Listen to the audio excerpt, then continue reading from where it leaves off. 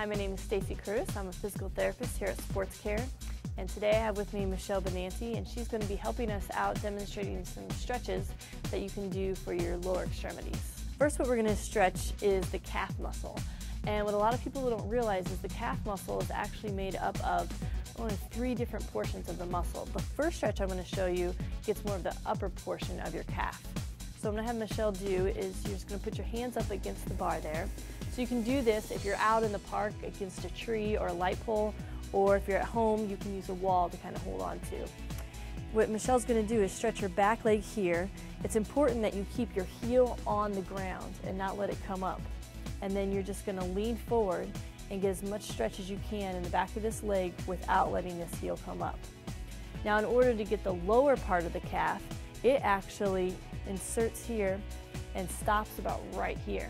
So to do that and get rid of this other part and take the stretch off of that and isolate this, we're going to have Michelle bend her knee a little bit, and then you will feel that more in the lower part of your calf. Sometimes, because this part is tighter than the whole upper part of the calf, when you go to do this stretch, you'll need to move your foot in a little bit.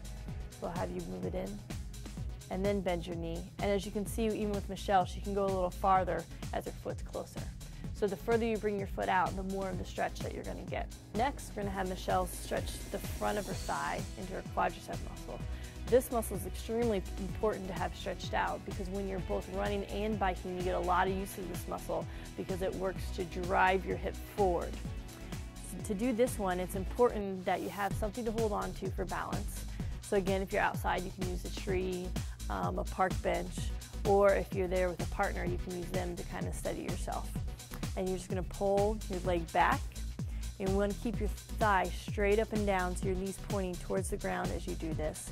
Then if you want to get a little bit more stretch, keep your shoulders facing forward, but go ahead and Michelle will have you pull so your knee goes back a little bit, and you'll feel this up higher into your hip flexor muscle.